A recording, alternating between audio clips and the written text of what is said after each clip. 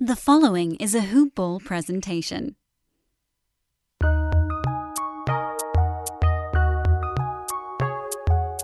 Welcome to the Fantasy NBA Today podcast.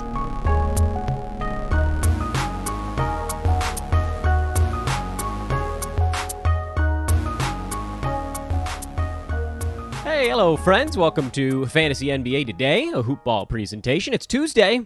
It's June. It's show 12 of our fantasy offseason. See how I switched it up there to use the word show instead of day? Because it's not day 12 of the fantasy offseason, because weekends are real. They exist. But it is show 12. It is week 3 of the fantasy offseason also. And I'm going to try my best to actually keep some kind of tabs on that. Just to, it's like scratching a hash in the prison wall here while we wait for the next season of fantasy basketball to start up. Thanks for listening, everybody. You can follow me on Twitter. I'm Dan Besbris, at Dan Besbris, DanBesbris. I know this is the time of year where Twitter follows disappear and whatever other nonsense is going on out there, bots being removed and what have you. But if any of you guys are out there and you're not on Twitter, this is a perfectly good opportunity to hop in there and follow me. It's also a great opportunity to follow at Hoop Ball Gaming, our gaming contingent. You guys have heard me talk about betting a little bit on this show, not a ton, more so now in the playoffs than during the regular season, but those guys are into that all the time.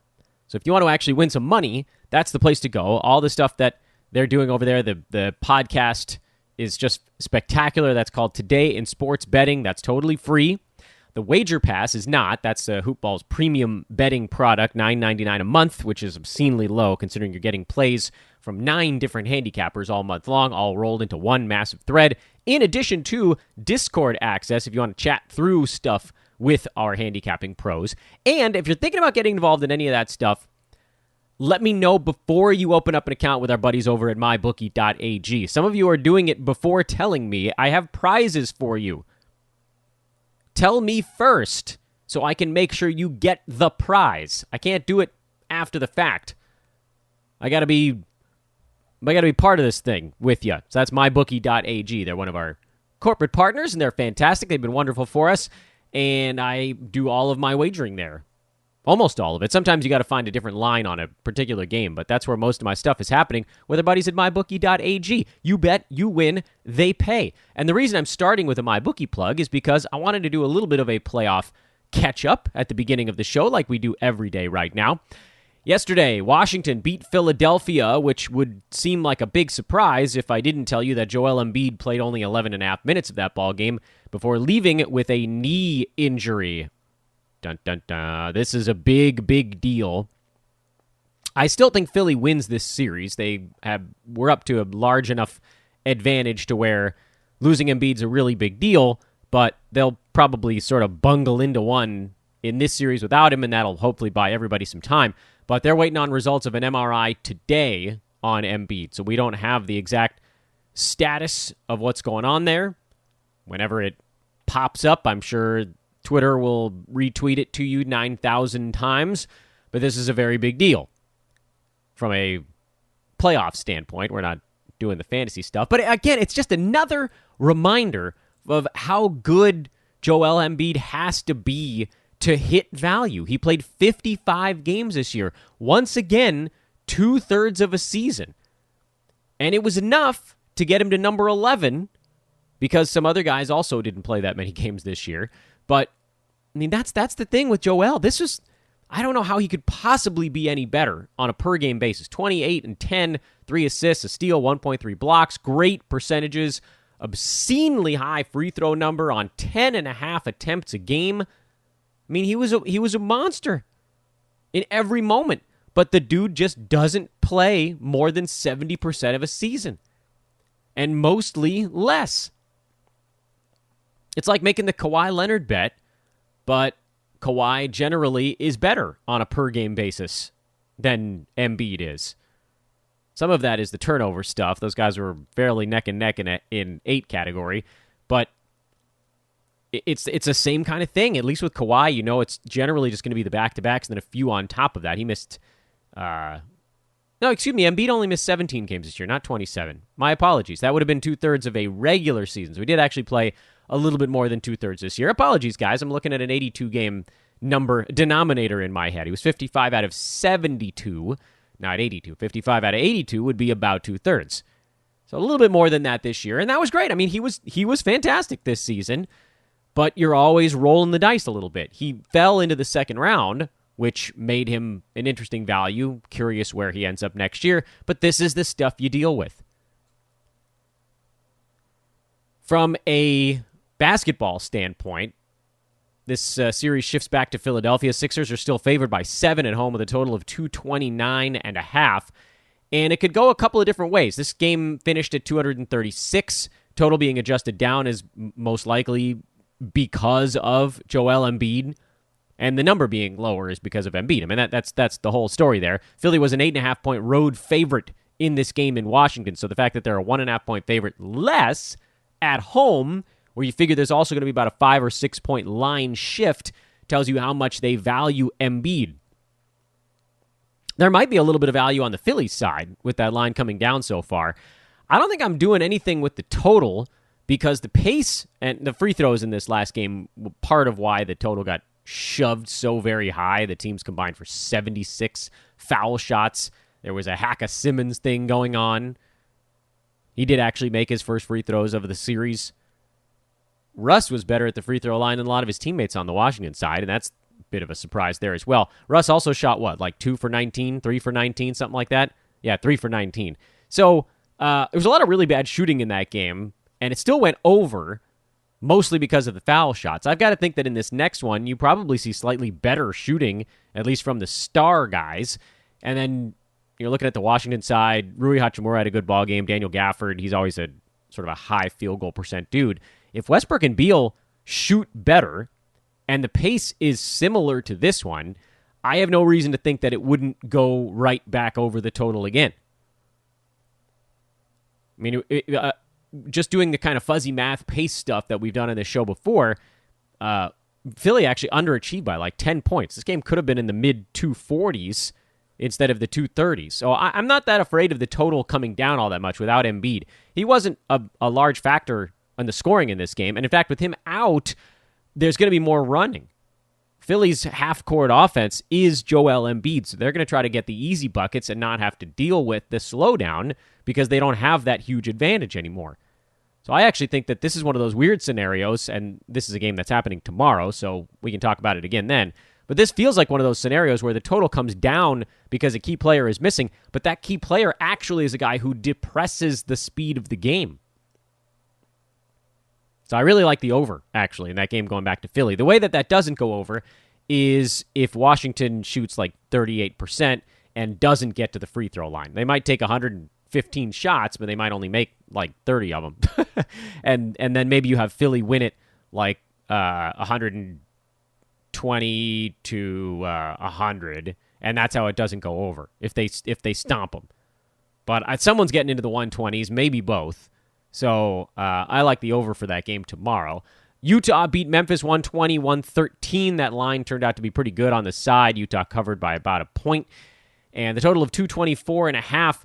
It's one of those things where as we analyzed the total and it continued to look like maybe this thing was playing more towards an under pace, which it still kind of is. This game went over because Utah continues to overachieve offensively. And they did again in this ball game. They overachieved. No, excuse me. They overachieved by about 10 points, largely because the turnovers were somewhat low. Good foul shooting, 17 three-pointers, and the field goal percent was fine. And that's good. Memphis, they were pretty close to on the mark. I think they overachieved by like 2 points. But between the two of them, they overachieved by about a dozen. So the pace actually put this game ever so slightly under. But I actually thought the number was pretty close in this one. Total of 224.5 was the line. It went over because Utah continues to shoot the three ball well. And I don't really see a reason why that should change much in their next ball game, which I believe is also tomorrow. Utah favored by 9.5. Does Memphis have one more shot in the tank? It feels like Utah might have kind of put the pillow over them by winning both games in Memphis. but I don't know. I think the way that this one goes under is if the Grizzlies score like 107, 108 points. That's the way this one might stay under. But Utah just keeps scoring. And Memphis just keeps coming back and trying to do it quickly also. But the pace has this one at about 221 or so. That's just not enough wiggle room for me. Not with the way this series has gone offensively. And as far as what's going on tonight, we talked about a few of these games on yesterday's show. Boston is in Brooklyn. Nets favored by 12.5 points. I don't know that Boston has much left. This is another one where even if the pace suggests maybe it should go under, they're just not defending. And that last game was 271. Am I remembering that right? Yeah, total was 228.5. It went over by 45 points, basically. But this is another one not that dissimilar from the Washington-Philly game, except the difference here is that not only did those two teams combine to shoot 72 free throws, they made them. Nets shot 97%. They only missed one free throw, and Boston only missed a couple. They shot 91% at the foul line in that game on 72 combined foul shots and only 19 combined turnovers. The Nets, by like number of possessions in this game, probably should have been in the neighborhood about 107 points, and they're a really good offensive team, so you figure they'll overachieve that pace a little bit. But to overachieve by 34 is pretty wild. And then Boston wasn't that far off the overachievement mark either. They were in the neighborhood, I think. What numbers did I have here in front of me on this one? Yeah, they were almost right on the money at 126 because they didn't shoot the ball well. But again, low turnovers, good foul shooting, and a lot of them covered up for that stuff. So this one went over pace by like 34 points, but still it went over the actual total, even in expected pace of game. So now the question is, did they adjust it up enough to 234? I'm a little concerned that Boston's kind of done. Maybe they come out, they throw a few bows in this game. I don't know. I would lean to the under after that insane 270-point output because everybody's going to be pushing this number up, and so we'd probably just fade that by default. Denver, 2-point favorite at home. That series tied 2-2 with the Blazers. Every time someone wins, we are all tricked into thinking, oh, they've figured something out. It did finally, we just kept going back to the well with the unders in that damn series, and it finally began to pay off a little bit because, well, the teams didn't shoot 1,000,000,000%. Game finally went under. 210 was the final score in that game on Saturday. Previous one was at 235, but they just kept making shots. The pace really wasn't there. It didn't support how high that was. The first two games, at the very least. The third game, the pace actually was a little bit faster. Still not a ton. I think Portland was almost right on the mark for their expected number. That may have gone over by like a point or two, like maybe a bucket. Because of super low turnovers. That's why they were able to overachieve their number a little bit. Denver overachieved their number by about 10, 9 or 10. So that one that was on pace to be right around the mark. Total there was 227. It finished at 235. So the pace of the game should have had it about 225. So that was actually the fastest game of the series on Thursday. And then Saturday, things slowed down a little bit. But also, we saw teams finally start to miss. That was the big deal there. Denver underachieved by about 15. Portland was pretty close to their mark. They overachieved by a tad, and it kind of washed itself out. I think by just pace alone, because neither team turned the ball over. Free throws they didn't shoot the free throws all that well, but the numbers were relatively average by all accounts. So I think Portland should have been at around 102, 103. And what did I say about Denver a minute ago? They were at like 112. So Denver actually should have been the victors here if you averaged everything out. But they shot 34%. Portland shot 50, and that was the ball game. So one team was under by like 15. The other was over by a couple. So yeah, I mean, it went under by like a dozen. And so, finally the number, it started to hit where it was expected to go. So then we look at this one, and the total's been adjusted back down to 226. Pace is still putting this thing in like the 215 to 222 range. I don't trust these teams to miss shots again, especially not Denver. So I don't like anything about this ball game. I don't like the side. I don't like the total. I'm leaving it alone. Lakers and the Suns are the last one on the docket tonight. Phoenix by 5 with no Anthony Davis on the LA side. I don't know. Everybody is suggesting that LeBron is just going to do it all himself. I'm just not. I know he's looked a lot better in the last couple of ball games. Health-wise, it does seem like he's starting to get that lift back. I don't know that the Lakers can deal with the Suns' strong defense without AD. But more than anything, I don't know that the Lakers can defend the Suns without AD. He's the guy on that end of the floor.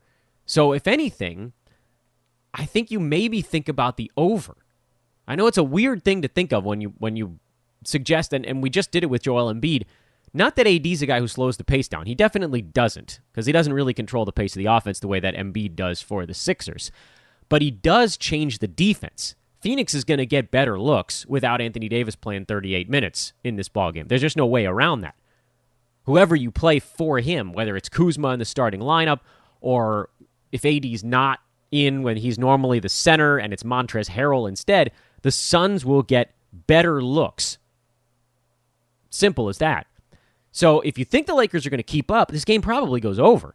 If you think the Lakers get whomped, then the total, you probably avoid that altogether. But I think there is a bit of a correlated parlay thing going on here. If you think Phoenix covers, I don't know that it suggests anything about the pace. They could easily cover 115 to 105. They could also easily cover 105 to 95.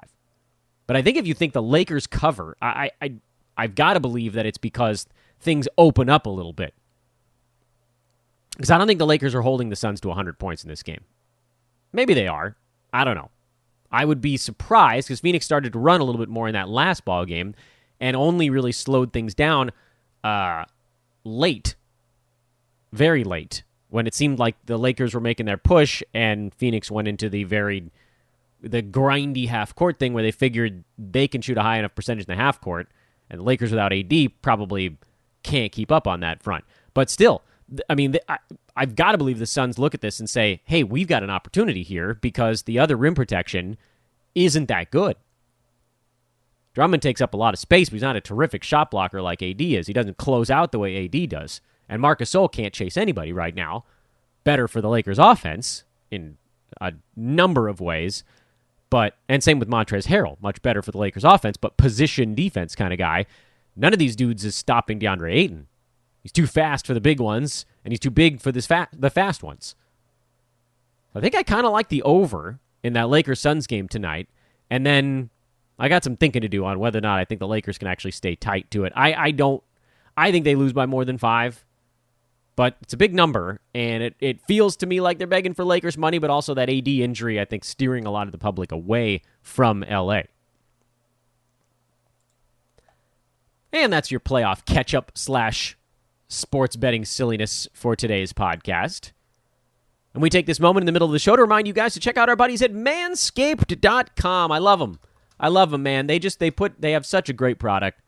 I'm so impressed with what they do at Manscaped.com. The Lawnmower 4.0, which, I don't know, the only thing they're not doing right now is not putting the Lawnmower 4.0 on their homepage. You actually have to hover over products to see the brand new 4.0. It's like $15 more than the 3.0. The motor is awesome still. It's still waterproof. Wireless charging system. That's pretty cool. It just pops into the little holster. Rechargeable battery. It's got a 4000K LED spotlight and a power status indicator. It's got a travel lock. It actually has adjustable guard sizes now. So Manscaped finally leaning into the fact that, hey, maybe somebody wants to use this on a beard. You can use this on a beard. It doesn't have to be the sort of silly joke stuff they do in a lot of their commercials. It doesn't have to be for your lower regions. I use it on my face. I shave my neck with it. I'm a skinny guy with a lot of facial hair, so there are parts of my jaw, for instance, that are extraordinarily bony. When you shave that with a traditional sideburn trimmer, you're liable to clip something. And there's pinches, and there's Adam's apple. I don't want to pinch these things, so Manscaped me. My face this time. The Lawnmower 4.0 at Manscaped.com. Go check that out and everything else they got going on. Use promo code HOOPBALL20, HOOPBALL20, HOOPBALL20, to get 20% off and free shipping on your order. They also have some other specials that I think you can combine if you want to. If you get one of their performance kits, You get a free pair of boxers and a toiletry bag, so you can use that on top of the 20% off and free shipping with the Hoopball20 promo code. And just a lot of good stuff over there. You don't have to contact me first on this one. Frankly, I don't want to know if you got the Manscaped, what you're doing with it. But I would like to know if you're enjoying it, because I don't think I've talked to anyone that used a Manscaped sideburn trimmer and wasn't impressed with how effective it was. Okay, so for the other chunk of today's show, I wanted to do kind of a preview of our biggest, one of our two biggest off-season learning processes on Fantasy NBA today. And I hope you guys like this thing that we do as much as I do, because this is inarguably my favorite way to prepare for the coming season. Yeah, we study free agency and all that good stuff. That's kind of excluded, because those are thousands of little things that we all have to roll into one overarching picture. A player changes teams, we reassess their value. That stuff is very easy and straightforward. In terms of actual raw data, and I think on yesterday's show I said something like we were going to do a little bit more on the top two seeds in head-to-head, but I thought about it after I finished the show, and I think the point is made. And we're going to pull some polls from Twitter that I'm going to get going today, because I'm too freaking forgetful to do it yesterday. I meant to do it yesterday after I finished the podcast, but there were just too many things going on, Memorial Day, etc. So that's polls on seeding and head-to-head. I'll make sure to get those up today. I've now sent myself a reminder email, so it will get done. And we'll carve out a show to talk about that. Maybe that'll be tomorrow's show. But assuming, let's tentatively say tomorrow's show, we're going to talk a bit about how poll results are, how accurate they might be.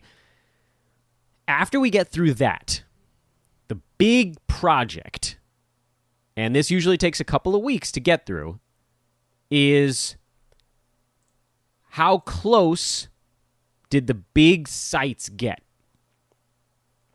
And this is not an exercise in picking on the big sites, because in general, there is a lot of data that they get right going into draft season. I tend to focus mostly on Yahoo, because that's the biggest fantasy platform, and their leagues are category leagues. So breaking it down on the ESPN platform is dumb, because most of their numbers are skewed by the fact that like 60 or 7% of their leagues are points leagues. So that doesn't help us when we're drafting in a 9-category roto league. It doesn't. Or head-to-head. In fact, it's more disruptive than instructive. To those that have done this with us before, you're going to enjoy it again, I'm sure. Or if you hated it, then I guess you can skip it this time around. But to those that are new to this process, what we do is we look at the preseason ranks of basically like the top 100 or so, 100, 150. It's not even necessary to go quite that deep. Around 100. Maybe we call 120, like the first 10 rounds. And compare that to where those players finished the season. So we're not actually looking at the top 100 or 120 at the end of the year. We're looking at how Yahoo's pre-ranks did with respect to how those guys actually finished up the year. And we'll be looking at totals. We'll also be looking at per-game numbers, so we can assess it a couple of different ways. And the reason we do this is because it strongly influences how much we use the big sites information on draft day.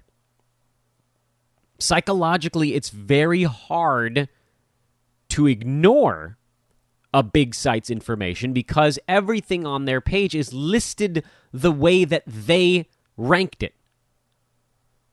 When you're in your draft on Yahoo, when you're in your draft room, and we'll talk about this a lot as we're actually coming up on actual draft day, but when you're in your draft room on Yahoo, you're seeing the players listed by how Yahoo has them pre-ranked. Psychologically, that does move the needle. It's harder to go draft someone if you have to go find them. There are a couple of ways to deal with this. Some folks have time to get into their draft room and rearrange all the players based on exactly the order that you want them drafted in. Believe me, I wish I had time to do that. I got a wife, 2 kids. One of them is in preschool. One of them is not. Family stuff, work stuff.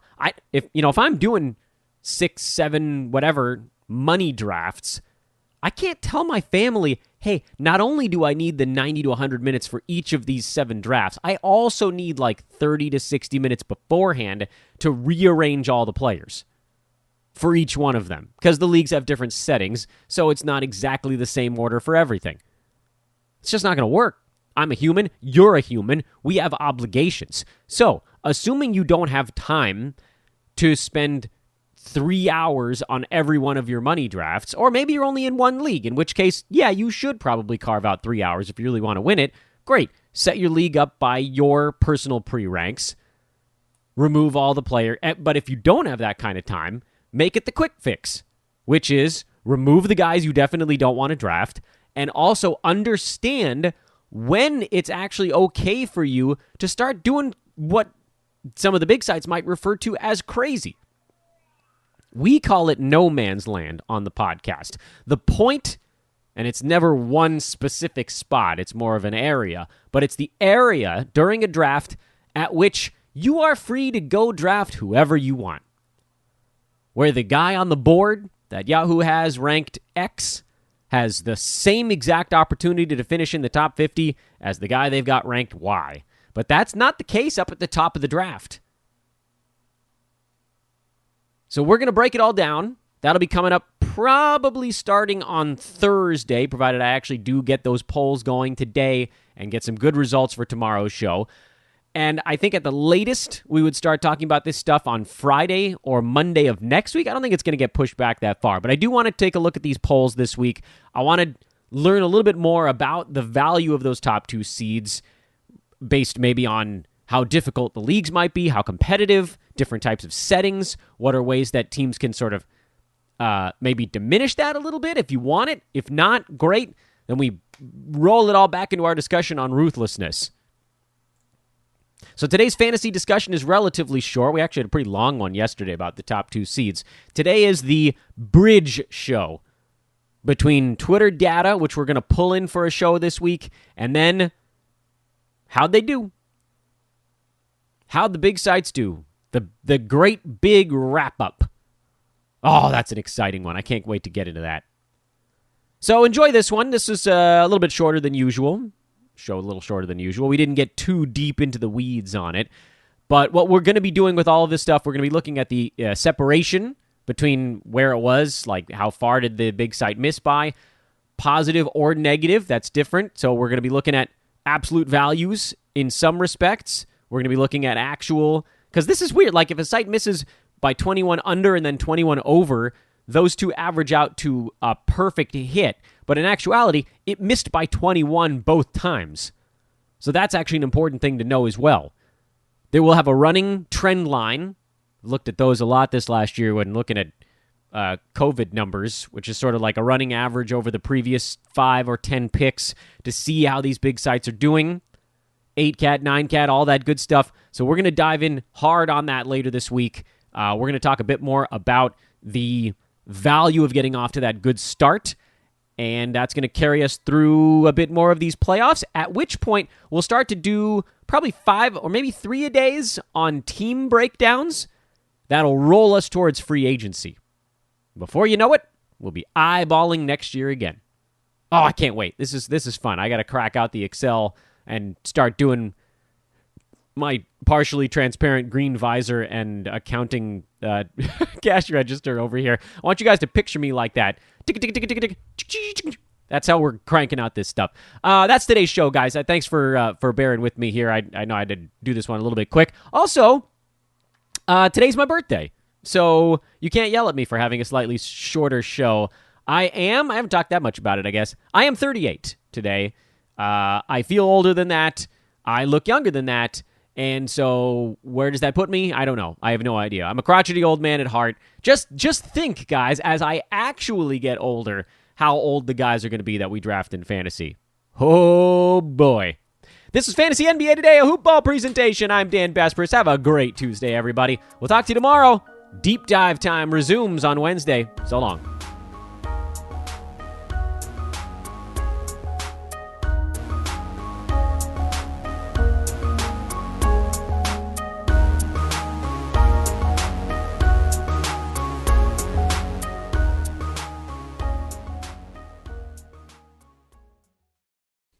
This has been a Hoop Ball presentation.